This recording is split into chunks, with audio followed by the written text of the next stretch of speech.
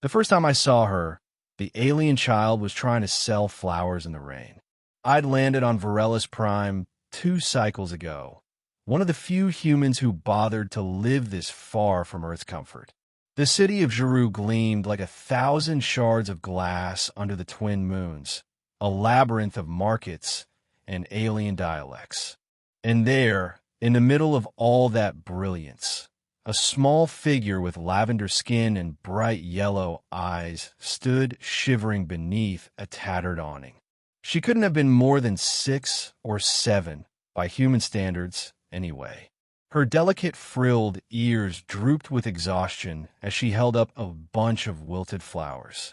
"Buy one, please," she said, her voice trembling through her translator pendant. "For your home. They smell like happiness." I stopped. No one else did. Aliens swept past her in polished boots and silk robes, pretending she didn't exist. "How much?" I asked. Her eyes widened. "1 credit. Or just take one if you're sad." That caught me off guard. "If I'm sad?" She nodded seriously. "My mom says lonely people need flowers the most." I smiled despite myself and bought the whole bundle. The girl beamed, and the warmth in that expression did something I hadn't felt in years. It thawed me. "Thank you, human," she said, clutching her tiny bag of credits. "Maybe now Mom can buy soup tonight." I hesitated. "Soup? You live nearby." She pointed down a narrow alley glowing with red lanterns. "There, our room's behind the repair yard. My mom fixes machines." "Is she here now?" "She's working. Always working." The girl looked up at me with sudden curiosity. "Are you lonely?" Her words hit me harder than they should have. I laughed softly. "Why do you ask that?" "Because you smiled like someone who forgot how." Then, with perfect sincerity, she said, "You should marry my mom. She's kindest." I almost choked on the rain. "What?" She shrugged. "She deserves someone who smiles. You deserve soup." "That's fair." And before I could respond, she darted off into the alley, her laughter fading between the neon hum. The next evening, I found myself standing at the repair yard. Don't ask why. I didn't know myself. Maybe it was the way she'd said kindest. Maybe it was because I was lonely. Inside the yard, sparks danced from a broken shuttle core. A tall woman with lilac skin knelt beside it, her 4-fingered hands moving with quiet precision. She didn't notice me until the generator hummed back to life. "Excuse me," I began. She turned, and I froze. The woman was beautiful, not in the glittering alien way most Varelians were, but in a raw, gentle way. Her face bore the marks of exhaustion, yet her eyes held calm strength. "I'm not taking new clients," she said, wiping grease from her cheek. "I'm not a client," I said quickly. "Your daughter sold me flowers yesterday." Her expression softened immediately. "Ah, so you're the kind human who gave her that bundle of credits." "She told you." "She tells me everything." The woman's lips curved faintly. "I hope she didn't trouble you." "Not at all," I said. "Actually, she told me to marry you." The woman blinked, then laughed, an honest, melodic sound. "She's been saying that to every kind stranger lately." "I'm sorry." "Don't be." It made me laugh for the first time in a while. Her laughter faded, and something thoughtful replaced it. Then she wasn't wrong. "You do look lonely." That silenced me. "My name's Kira," she said gently, extending a hand. "And my daughter is Leary. Would you like to come in? I just finished repairing a heat core. It's warm inside." Warmth. That word tugged at something buried in me. Kira's workshop was small but alive. Gears, tools, and glowing circuits littered the benches.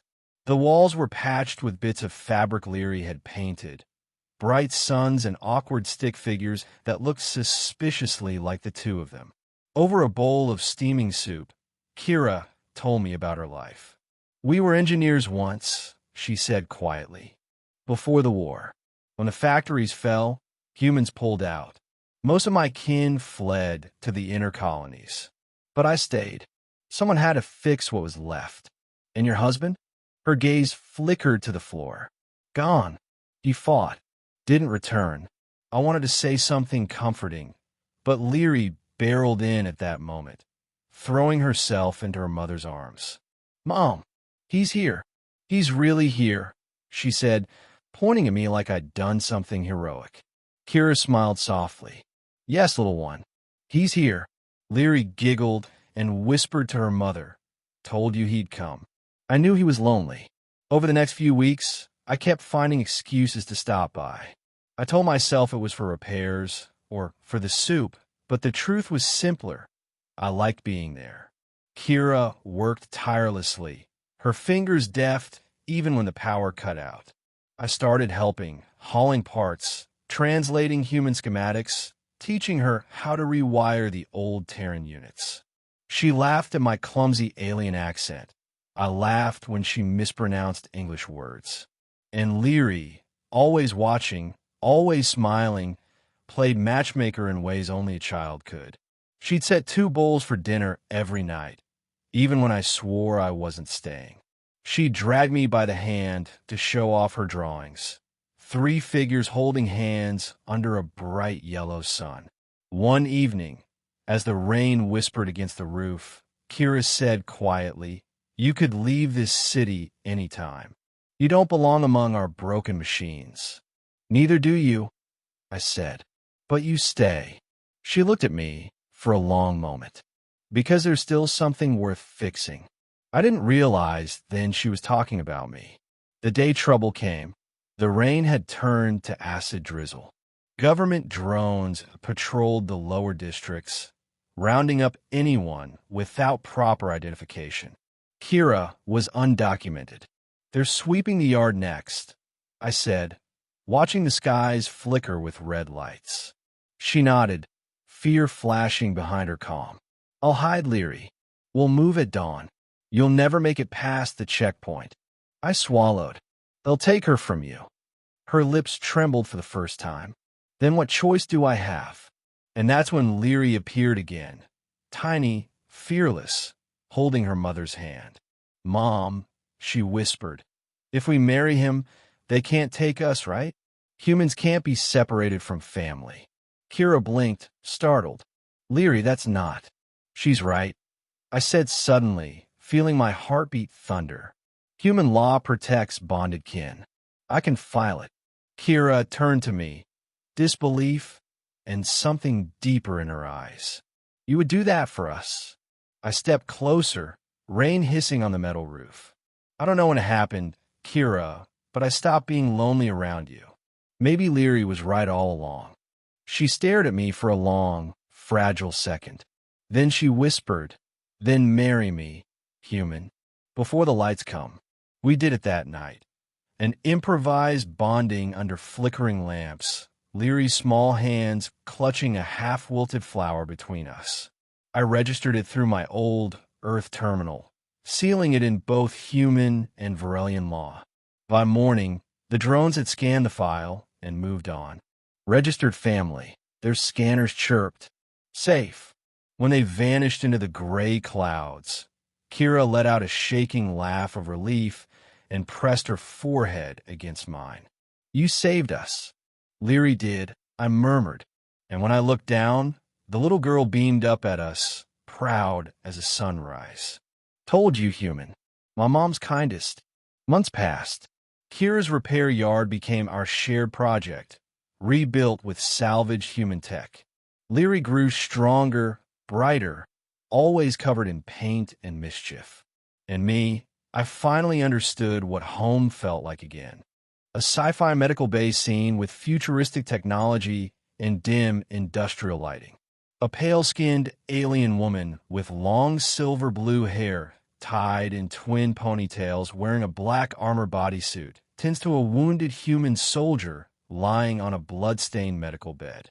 The soldier has a rugged look, wearing a tactical vest and military gear, with a small arm tattoo visible. The alien woman gently holds a glass bottle filled with glowing purple liquid, preparing to heal him.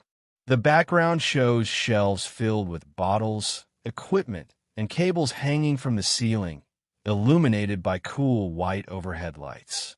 The atmosphere feels emotional, cinematic, and intimate, with soft light highlighting their faces. Style: ultra-realistic, cinematic lighting, detailed environment, science fiction, emotional tone. For K, highly detailed, depth of field, dramatic composition.